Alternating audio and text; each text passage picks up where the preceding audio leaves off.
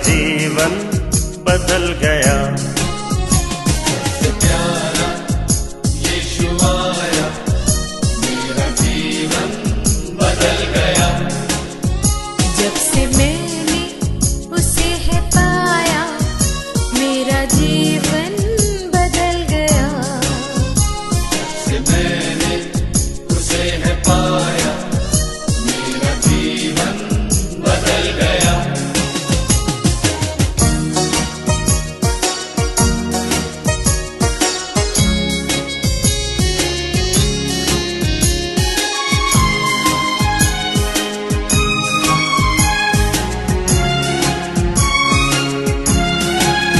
मुझे गमों मुसीबतों में सहारा देकर, मुझे गमों और मुसीबतों में सहारा देकर, मेरे पापों का बोझ लेकर अपने ऊपर क्रूस पर अपना लहू बहाया। मेरा जीवन बदल गया। जब से प्यारा यीशु आया, मेरा जीवन बदल गया।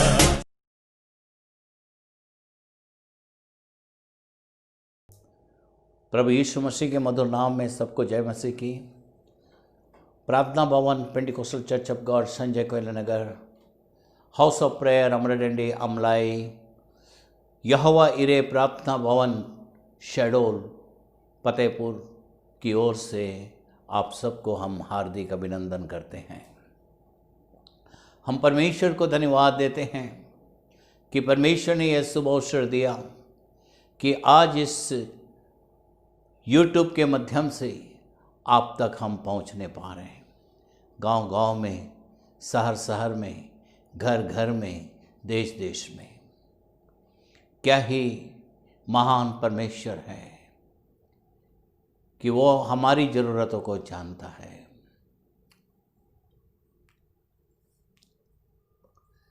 हम कई बार देखते हैं परमेश्वर के लिए कई बार यह आवश्यक हो जाता है कि वो हमारी ताड़ना करें।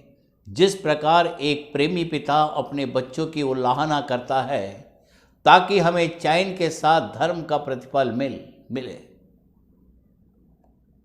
इब्रानियों 12 अध्याय का 5 वचन से 11 वचन तक पढ़ें।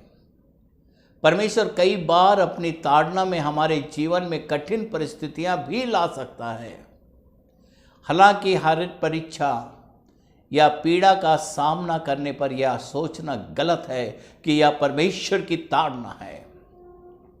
परीक्षा के कई स्रोत हो सकते हैं और इसलिए रुक कर यह प्रश्न करना सही है कि क्या मेरे किसी प्रिय की पीड़ा का कोई प्रमुख कारण है। पीड़ा के स्रोत, पीड़ा के बहुत सारे स्रोत हैं। इनमें से एक के भी संपूर्ण अध्ययन में कई पन्ने भरे जा सकते हैं, परंतु यहाँ हम केवल मोटे तौर पर कुछ मुख्य कारणों को हम देखने जा रहे हैं।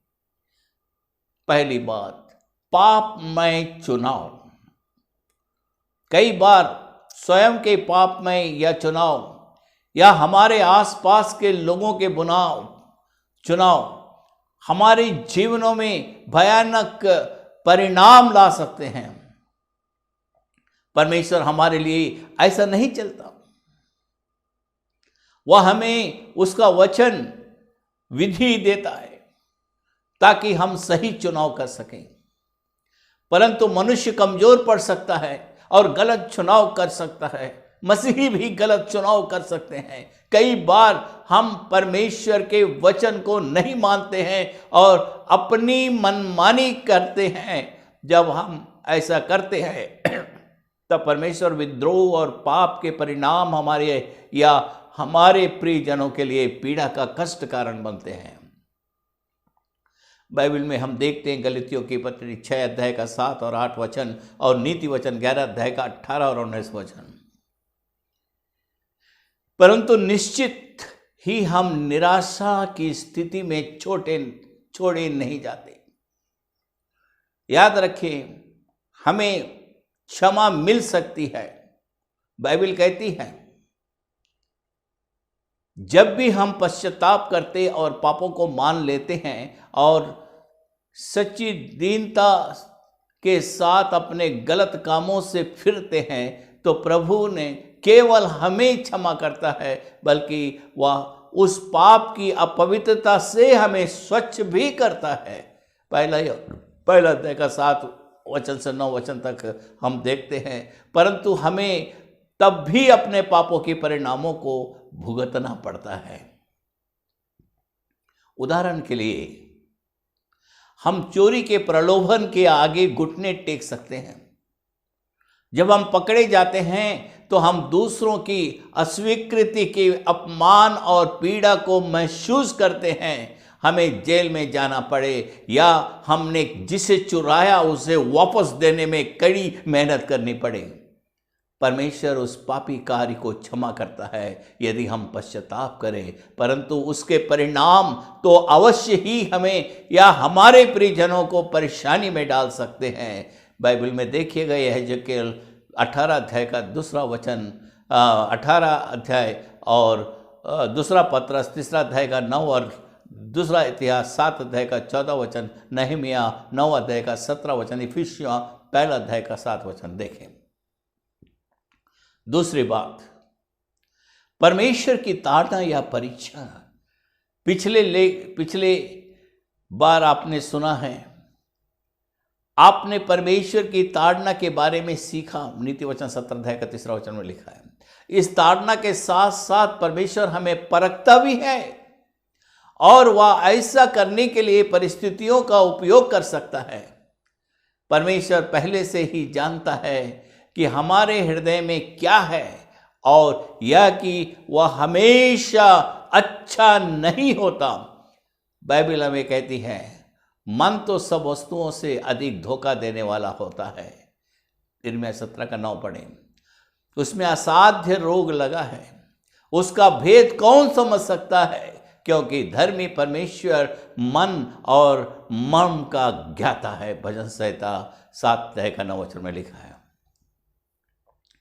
परमेश्वर चाहता है कि हम हमारे पापमय और स्वार्थी मार्गों से मुक्त हो। हम अपने हृदय की पापमय प्रवृत्ति से अभिज्ञ हो सकते हैं। परमेश्वर चाहता है कि हम अपने पाप को माने ताकि हम पश्चाताप करें और उसमें क्षमा मांगे और उसकी निकटता में आए। ऐसा कहा जाता है कि परिस्थितियां मनुष्य को बनाती है, नहीं, परिस्थितियां मनुष्य को बनाती नहीं बल्कि उसका चरित्र उजागर करती है। वह कई बार हमारे जीवन में अत्यधिक दबाव, परेशानी को आने देता है ताकि वह जान सके कि हमारे हृदय में क्या है। हमारे मन में क्रोध, भय, ईर्ष्या, अहंकार, व्यभिचार या कई ऐसी बातें हो सकती है। परमेश्वर जानता है कि ये चीजें हमारे लिए और दूसरों के लिए नुकसानदायक होती है। हमारे जीवन में पाप परमेश्वर के साथ हमारे संबंध और उसकी कलीसिया में हमारी सेवा को प्रभावित करता है। वह अन्य लोगों से भी हमारे संबंधों को खराब करता है। परमेश्वर हमारे हृदय को परखता है ताकि हम यह देख सके कि हमें अपने जीवन के प्रत्यक्ष या परोक्ष पाप से मुक्ति पाने के लिए परमेश्वर की मदद और छुटकारे की सामर्थ्य की आवश्यकता है।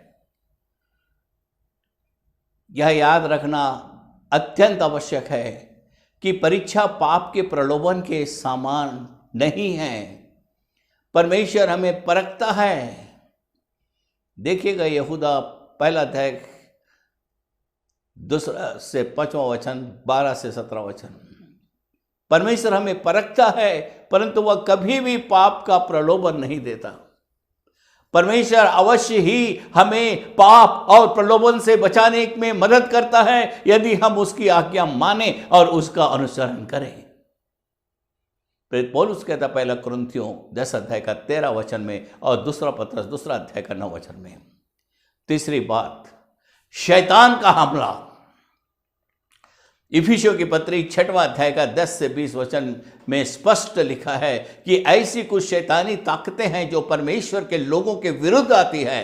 शैतान हम पर झूठ, धोखा, अपवित्रता, संदेह, भय, पीड़ा, कष्ट जैसी विपदाएं लाद डालता है ताकि हम परमेश्वर को प्रेम और सेवा अपने पूरे मन, आत्मा, दिमाग और स्वार्थ से ना कर पाए। ये हमारे परमेश्वर के संतों के लिए पीड़ा का कारण बन सकते हैं। परंतु परमेश्वर शैतान के इन कार्यों को हमें परिपक्व और परमेश्वर के राज्य में योद्धा बनाने के लिए उपयोग करता है।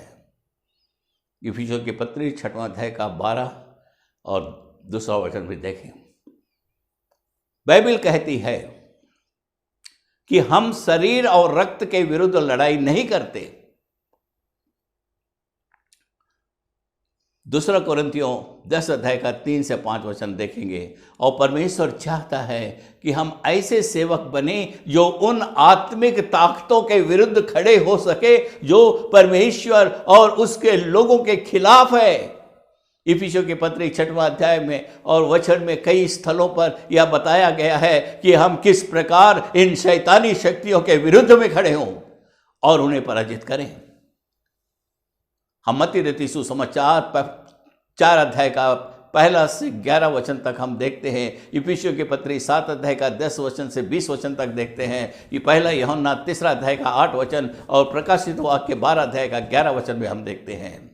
चौथी बात, सताओ। पर जितने मसीह यीशु में, 2 तिमोथी 3 अध्याय का 12 वचन में लिखा है, पर जितने मसीह यीशु में भक्ति के साथ जीवन बिताना चाहते हैं वे सब सताए जाएंगे। Remember, everyone will be persecuted. शैतान परमेश्वर से घृणा करता है और शैतान परमेश्वर के प्रेम के पात्र से भी घृणा करता है, अर्थात मनुष्य जाति। शैतान ईश्वरीय लोगों को तत्परता से विरोध करता है और दुष्ट लोगों को प्रेरित करता है कि वह हर तरह की दुष्ट और बदलने के साथ प्रभु के संतों के विरुद्ध में आगे आए। आज हम पूरे भारत में देख रहे हैं, अंतर्राष्ट्रीय में भी देख रहे हैं, देशों में, और हम इस सताव के बीच में पीड़ित होते हैं।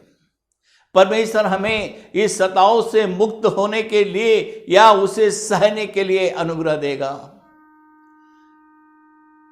दानियल की पुस्तक के 3 अध्याय में परमेश्वर ने 3 भय मानने वाले व्यक्तियों को बचाया जिन्हें सोने की मूर्ति के आगे ना झुकने के कारण आग के भट्टे में झोंका गया था। वे तीनों ही आग से अप्रभावित रहे जबकि वे रस्सियां जल गई जिनसे उन्हें बांधा गया था। प्रेरितों के काम के 16वें अध्याय में पौलुस और सिलास को लोहे की छड़ों से मारा गया और कारावास में डाल दिया गया। हालांकि उन्होंने यह सताव सहन किया, परमेश्वर ने आश्चर्यजनक रूप से उनका जीवन बचाया और उन्हें जेल में छुड़ा लिया। इब्रानियों की पत्री पुस्तक 11 अध्याय विशेषकर 35 से 38 वचन पढ़ेंगे। और परमेश्वर ने अपने पुत्र को भी नहीं छुड़ाया। रोमियो की पत्री 8 अध्याय का 32 वचन पे लिखा, किंतु बाइबल में अन्य लोग हैं जिन्होंने भयानक शारीरिक पीड़ा सही और यहाँ तक कि उनके प्राण भी चले गए और परमेश्वर ने उन्हें नहीं बचाया। परमेश्वर ने अपने पुत्र को भी नहीं छुड़ाया। क्रिस्त के खातिर सताव सहन करते हुए जब हम बेहद कमजोर और अत्यधिक असुरक्षित हो जाते हैं, तब ही वह समय होता है जब हम परमेश्वर के सामर्थ्य का अनुभव करते हैं। 2 कुरिन्थी 12 अध्याय का 10 वचन, हम परमेश्वर को और अधिक अर्थपूर्ण सामर्थ्य तरीके से जान पाते हैं और उसके साथ दुखों में सहभागी फिलिपियों की पत्री 3 अध्याय का 10 वचन में पाते हैं। पौलुस प्रेरित ने पीड़ा के बारे में एक गहरी सच्चाई को जाना और वह यह कि पीड़ा के द्वारा हम स्वयं में और हमारी परिस्थितियों में परमेश्वर की महिमा को देख पाते हैं। उसे पता है कि पृथ्वी पर सबसे कष्टदायक पीड़ा भी कुछ नहीं है उस महिमा के सामने जो प्रकट होने वाली है। रोमियो की पत्री 8 अध्याय का 18 वचन प्रेरित पौलुस कहता है। 2 कुरिन्थियों 4 अध्याय का 17 वचन भी एक बार देखिए। हमें कभी भी सताव का अपेक्षा या चाहत नहीं रखनी चाहिए, परंतु यदि सताव आए तो हम यह सोच सकते हैं, पहली बात परमेश्वर की सामर्थ हमें उससे छुड़ाएगी, या दूसरी बात उसका अनुग्रह हमें उसे सहने के योग्य बनाएगा। दोनों ही तरीकों में हम निश्चिंत हो सकते हैं कि परमेश्वर के नाम की महिमा हम में और हमारे द्वारा होगी। देखिएगा जरूर पहला पत्रस 4 अध्याय का 12 वचन से 19 वचन और 5 अध्याय का 10 वचन। 5वीं बात, प्राकृतिक परिस्थितियां। संसार को वास्तव में इस तरह नहीं रचा गया था जैसा कि आज हम उसे देखते हैं। आज हम पीड़ा व दुख का स्थान है। उत्पत्ति 1 अध्याय का 31 में जब परमेश्वर ने संसार की रचना की तब उसने कहा अच्छा है, इट इज गुड। वह एक संपूर्ण संसार था, पाप, भ्रष्टाचार, बीमारी, पीड़ा और मृत्यु से मुक्त। परंतु जब मनुष्य ने प्रेमी रचयिता के खिलाफ विद्रोह किया तब मनुष्य की आत्मा और संपूर्ण संसार में भ्रष्टाचार आ गया जिसे परमेश्वर ने रचा था। उत्पत्ति 3 अध्याय देखें।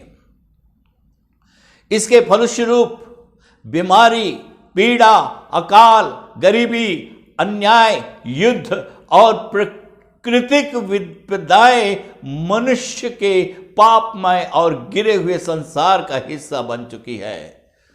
सभी लोग अच्छे या बुरे, मसीह या गैर मसीह, मनुष्य का निरंतर स्वार्थपरता और संसार की गिरी हुई और भ्रष्ट स्थिति से प्रभावित होते हैं। बाइबल कहती है वह धर्मियों और अधर्मियों दोनों पर मेघ बरसाता है।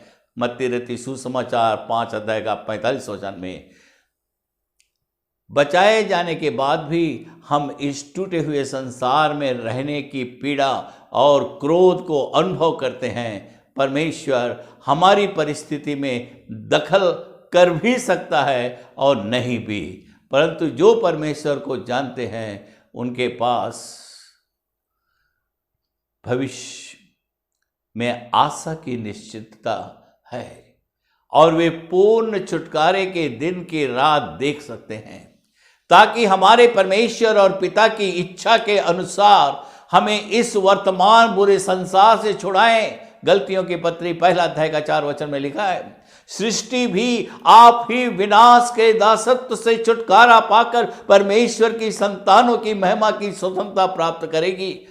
पौलुस कहता है रोमियो की पत्री 8 अध्याय के 21 वचन में, मेरे अति प्रियो, आज हम सचमुच में प्रभु को धन्यवाद देते हैं कि प्रभु ने हमारे लिए कितना बड़ा त्याग अपने आप को दे दिया। आज हमें छुटकारा देने के लिए अपने इकलौता पुत्र को सलीब पर कुर्बान कर दिया। और उसने यह भी कहा रोमियो के 8 का 1 वचन में कि जितने प्रभु यीशु को ग्रहण किया उस पर दंड किया क्या नहीं। आज हम सृष्टि आप ही विनाश के दासत्व से छुटकारा पाकर परमेश्वर की संतानों की महिमा की स्वतंत्रता प्राप्त करेगी। आज परमेश्वर हमसे प्यार करता है। आज परमेश्वर हमारी आवश्यकताओं को मांगने से पहले जानता है। आज परमेश्वर हमारे हृदय को एक पवित्र हृदय में बदलता है और हमारे जीवन को एक सफल जीवन में, एक पवित्र जीवन में चलने का अनुग्रह प्रदान करता है। परमेश्वर इन वचनों के द्वारा आप सबको आशीष दे। मैं धन्यवाद देता हूँ हर भाई बहन, हमारी पूरी कलीसिया के लिए, और जितनों ने इस वचन को सुना है, सुनकर ग्रहण किया है, उनके लिए भी मैं परमेश्वर से प्रार्थना करता हूँ कि प्रभु ने बहुत ऐसे आशीष दे। आमीन। मैं प्रभु की प्रार्थना आइए हम सब मिलकर एक साथ करें। भी करना। हे हमारे पिता, तू जो स्वर्ग में है, तेरा नाम पवित्र माना जाए, तेरा राज्य आवे, तेरी इच्छा जैसे स्वर्ग में पूरी होती है वैसे इस पृथ्वी पर भी पूरी हो। हमारी दिन भर की रोटी आज हमें दे, और जैसे हम अपने अपराधियों को क्षमा किया है वैसे हमारे अपराधों को क्षमा कर, और हमें परीक्षाओं में ना डाल परंतु बुराइयों से बचा, क्योंकि राज, पराक्रम और महिमा सदा तेरे हैं। आमीन।